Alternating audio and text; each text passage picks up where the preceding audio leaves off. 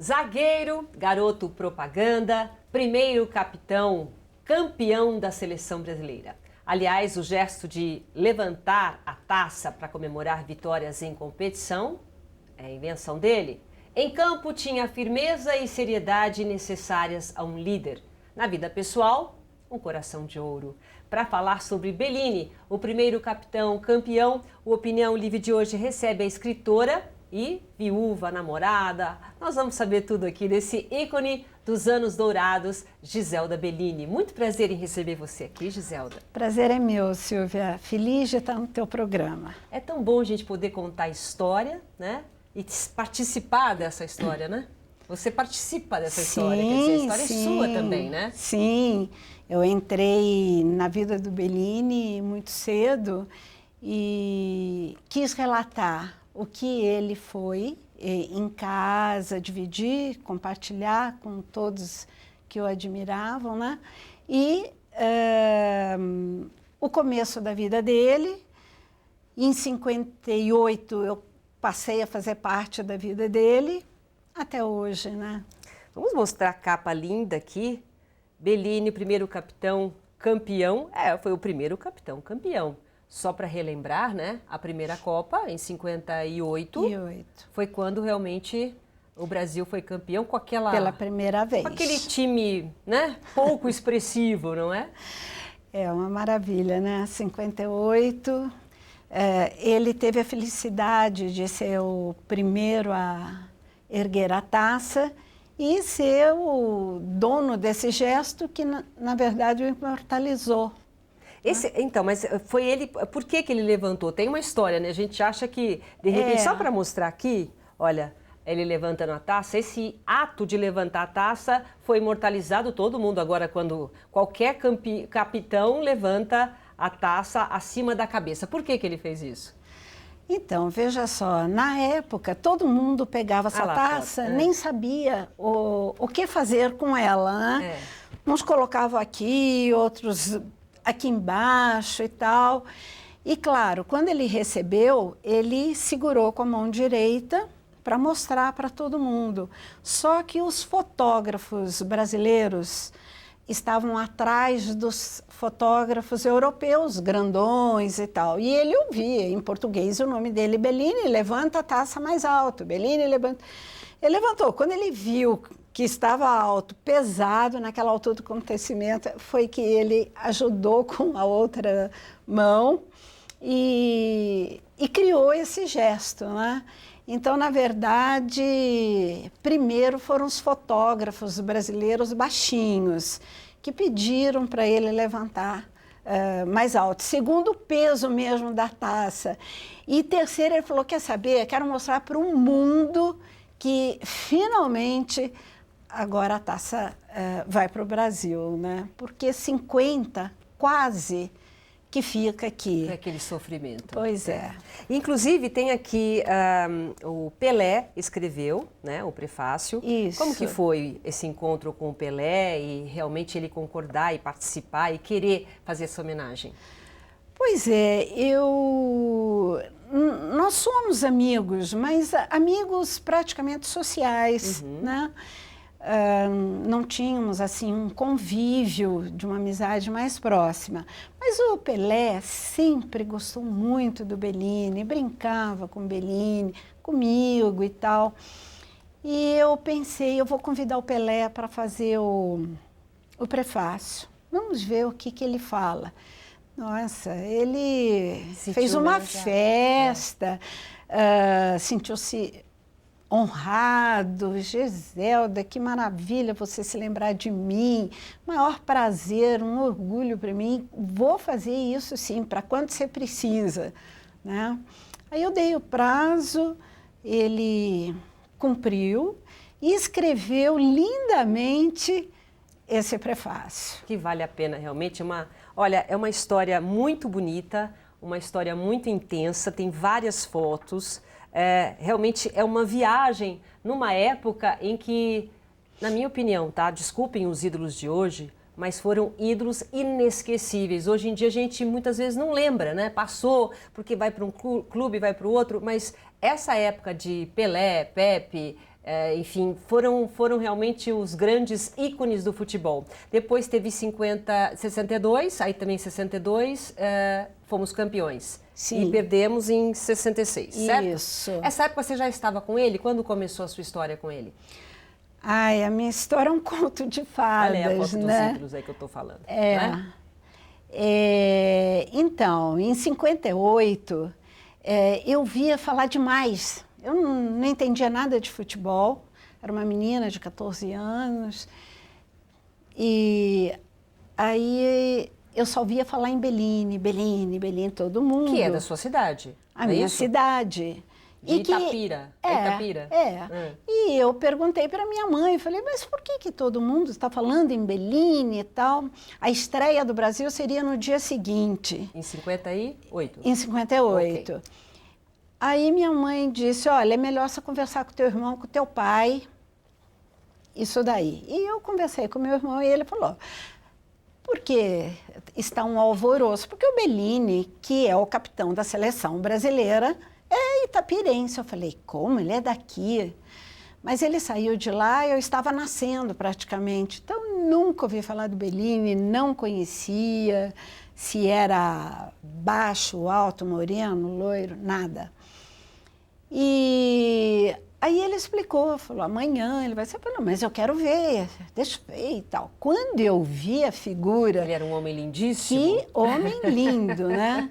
Muito Galã, bonito, né? Eu falei, mas a família é daqui, quem são os parentes? Sim, os irmãos todos.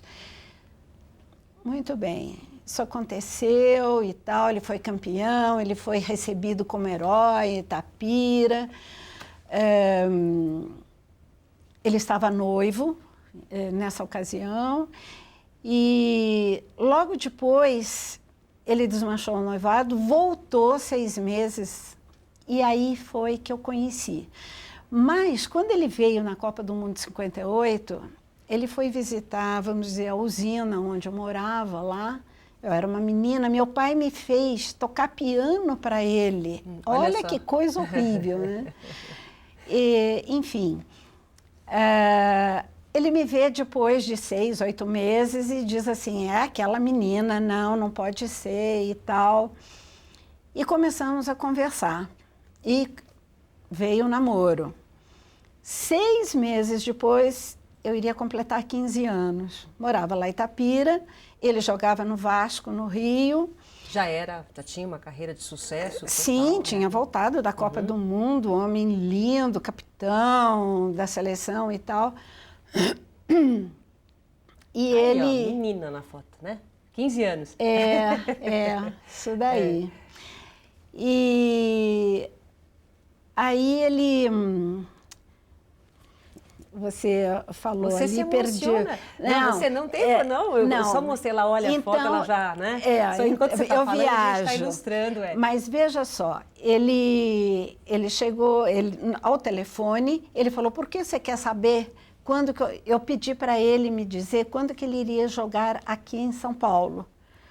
Porque aí seria mais fácil ir a Itapira, uma distância muito grande. Ele falou, mas por que você quer saber quando que eu vou jogar em São Paulo? Era o torneio Rio-São Paulo. Eu falei, porque eu vou deixar para fazer minha festa de aniversário no dia que você vier jogar em São Paulo. Eu falei, mas você ainda faz festa de aniversário? Eu falei, mas eu vou fazer 15 anos. Claro. Ele falou, mas então você tem só 14. Não é possível. E ele já tinha quanto? A diferença de quanto? 29. Aí ele disse, não é possível, você é minha filha, sou de outra geração, e rompeu o namoro. Foi um velório, meu aniversário de 15 anos, para mim. 4 meses depois, final do ano, ele me liga e diz, você está namorando, não está? Olha, eu gosto de você, e nenhum dia deixei de pensar em você. Para mim, casamento é estar apaixonado e casar com essa mulher e ficar apaixonado a vida toda. E eu sei que me casando com você, isso não vai acontecer porque você é muito jovem. Mas eu vou me arriscar e eu vou ficar com você até o dia que você me quiser. E foram quantos anos? 51 anos casados, mais 3 de namoro, noivado. E aí ele levou aliança, falou, quero ficar noivo. E meu pai falou, olha, Belina, ela é muito novinha, eu imponho só uma condição, ela tem que se formar. E eu me formei no dia 12 e ia me casar no dia 20 de dezembro. Ah, meu Deus do céu, é uma história que dura tanto tempo e agora você poder contar essa história para todo mundo na biografia, que afinal de contas as duas histórias se misturam. Agora, nessa participação, né? Quer dizer, você na primeira Copa você não estava, mas na segunda você já estava, né? Sim. E na terceira também. Como foi você conviver com as glórias, né? E ele também, as glórias de ser um super campeão e depois perder em 66. Como que foi esse momento na carreira do Bellini? Pois é, 66 foi assim algo lamentável o que aconteceu. Não só para eles, né? Perder logo nas oitavas de final, mas vamos dizer, a recepção que os brasileiros aprontaram para eles, né? Mesmo eles fora, eu recebia muitos telefonemas, xingamentos. Quer dizer, o torcedor não muda desde aquela época, né? Igual, mas quer dizer, quando eles são heróis, são recebidos de uma forma. Então, não muda, agora, né? não ganham um campeonato ou não ganham... Já não são mais. Parece que são tratados como vândalos, sabe? Mas para ele, essa linha tênue entre derrota e vitória, isso marcou muito? Olha, deixa a pessoa muito triste, mas ele já tinha uma certa idade, já estava bastante experiente, né, nesse meio de vitórias e derrotas. Sente muito, mas talvez não tanto quanto um novato, né?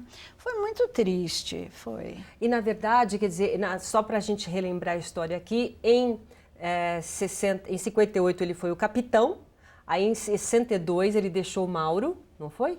Isso. Não foi o capitão? Não. E depois, em 66, ele foi? Foi capitão novamente. E essa mudança para ele deixar o Mauro ser o capitão, isso também foi uma coisa que realmente ele quis fazer ou ele sentiu? Sim. Porque quando estavam nos jogos preparatórios aqui para a Copa do Mundo, ele se contundiu, o Bellini, que era o titular, se contundiu, entrou o Mauro. E durante as partidas que houve, ele saiu-se muito bem, o Mauro. Então, era justo que ele saísse do Brasil como titular. Mas quando foi o primeiro jogo no Chile, houve uma reunião da comissão técnica e achava que o Bellini deveria jogar. E ele foi avisado, assim como o Mauro. Só que o Mauro disse, mas eu joguei todas as partidas no Brasil, ganhei a posição, é justo que eu jogue. Se não for assim, eu volto para o Brasil. Aí o Bellini disse, não, você não vai voltar porque você vai jogar. E você vai eu joguei em 58 e agora é a sua vez. E tanto é que ele sempre dizia para mim, o Mauro, o Bellini é meu irmão, não de sangue, mas de coração. Ele tinha adoração. Então você veja como que era o convívio naquela época desses atletas. E a gente está conhecendo um pouquinho o outro lado do Bellini. Vou fazer um rápido intervalo comercial e volto já já, um instante só. Nossa Opinião Livre está de volta. Estou conversando com a escritora e viúva do ícone dos anos dourados do futebol, Bellini. E aqui está o livro maravilhoso, contando a história, a biografia, as histórias que se misturam, né? A dele e a dela, a Giselda. E de uma forma emocionante, de uma forma comovente, ela conta na biografia esse momento, né? Porque na verdade, podem ter se passado 50 anos, mas tudo parece que é um piscar de olhos, né? É verdade. É impressionante como parece um piscar de olhos. Agora, um aspecto importante que eu quero falar, entre tantos que você aí de casa pode, no caso, conhecer comprando o livro, é o fato dele ser zagueiro, né? Me impressionou até isso, porque a gente presta atenção, os zagueiros lá cabeceando, e não sabe que isso pode, de alguma forma, causar um mal, né, uma lesão no cérebro mais para frente. Como que foi o início, né, dessa doença, no caso, e o fato de você, depois da morte dele, ter feito com que houvesse a possibilidade de um estudo do cérebro dele? Eu quero que você conte essa passagem e a importância disso para a ciência. Sim, o Bellini ficou doente, né, primeiramente pelo mal de Alzheimer, como era conhecido, como foi diagnosticado, então, 18 anos. E no final da vida, uns 8 anos antes do falecimento dele, ele foi, vamos dizer assim, recebeu o tratamento do Dr. Nitrini, Ricardo Nitrini, que é um grande neurologista. Um grande neurologista e nessa área, né, um pesquisador dessa doença. E o Dr. Nitrini viu que muitos profissionais, né, do esporte que sofriam impactos no cérebro apresentavam mal de Alzheimer, ou seja, os sintomas da doença, perda de memória, depois perda da fala e tal. E ele conversou comigo, explicou, e eu não sabia disso, que estavam em estudos, né, pesquisa ainda, porque não tinha nada comprovado cientificamente, mas havia a possibilidade de ter uma nova doença, porque a incidência era muito grande com os jogadores que sofriam impacto. E o Bellini, como zagueiro, né, usava muito. Teve até um momento até que você registra aqui que ele bateu, né, cabeceou junto com o jogador, machucou a cabeça. Quer dizer, o zagueiro usa muito a cabeça.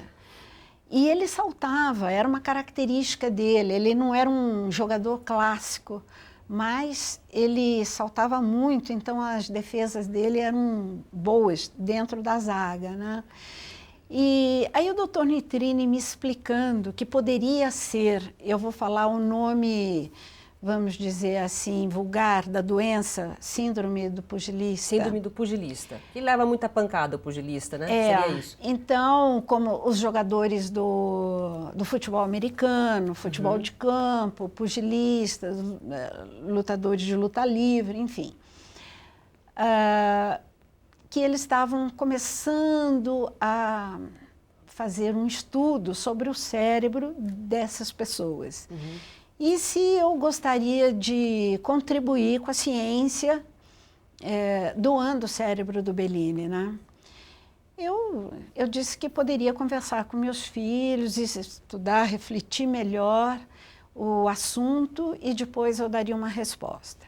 Procurei saber melhor em que consistia o procedimento, como seria.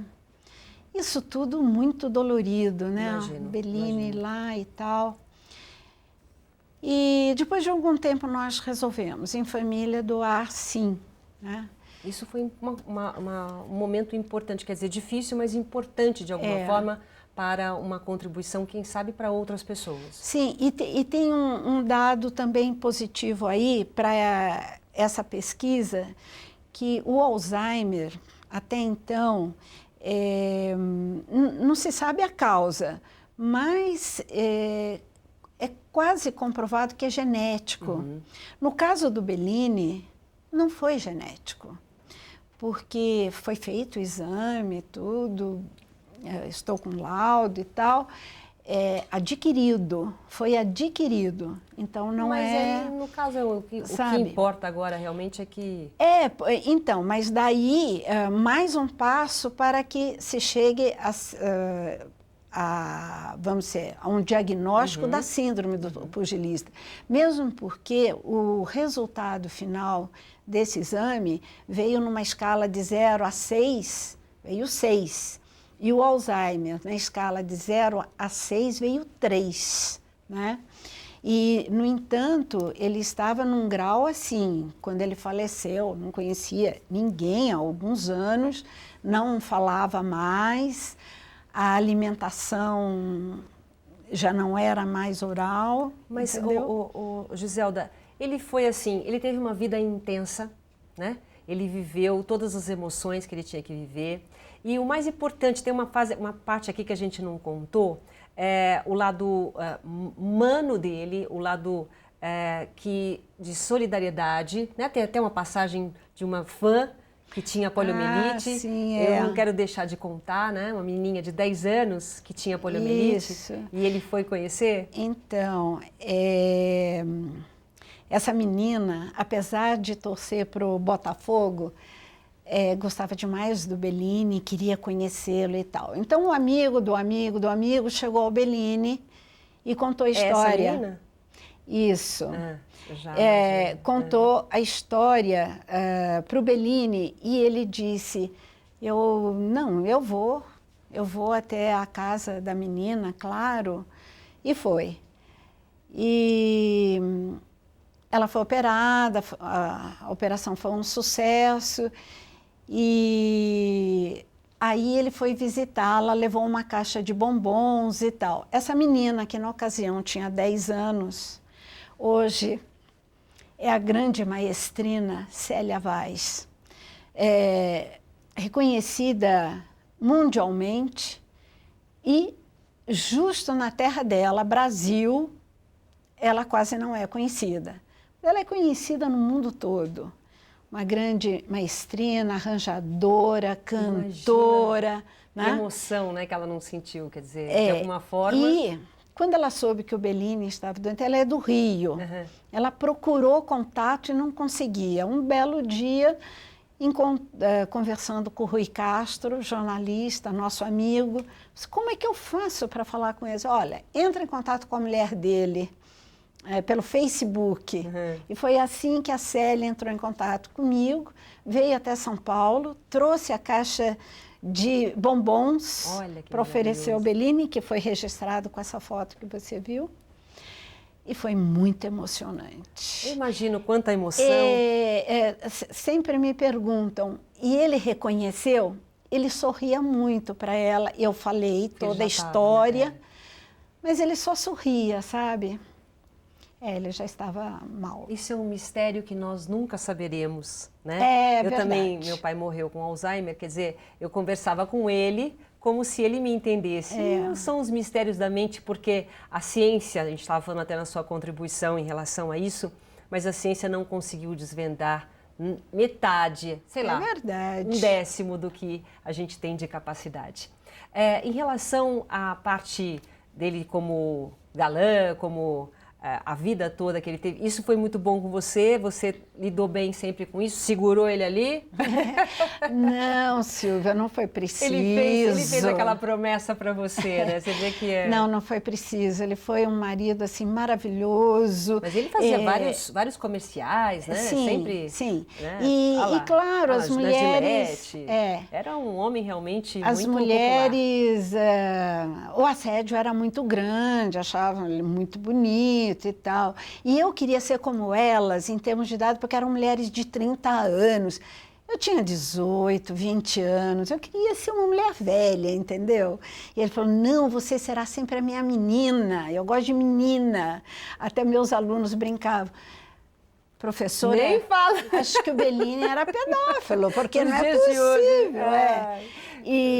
Mas, não, nunca ele deu motivo algum. E eu sabia que essa mulherada gostava de vê-lo mesmo. Giselda, a gente tem 1 minutinho e meio só no final da entrevista. O que você quer passar de mensagem para as pessoas que vão ler o seu livro? Olha, eu queria dizer o seguinte, apesar de eu ter escrito da história ser nossa, o livro está lindo porque eu tenho recebido tantos depoimentos e veja, a minha linguagem, como eu disse, eu não sou escritora, eu estou com esse título porque eu escrevi um livro, mas eu tinha, vamos dizer, o conteúdo, a história. E tinha o domínio da língua, porque eu sou professora de português. Eu falei, bom, então eu vou escrever. Eu vou escrever a nossa história, a história dele, eu entrando nessa história numa determinada fase da vida. E tive a felicidade, né, de receber a visita do meu editor, nosso amigo Eduardo, que falou assim, Giselda, eu quero que você escreva a vida do Bellini, porque eu quero editar esse livro. Então, aí eu falei, mas eu não sei e tal. Dei um texto para ele ver, ele falou, é isso mesmo, então... Aqui o resultado.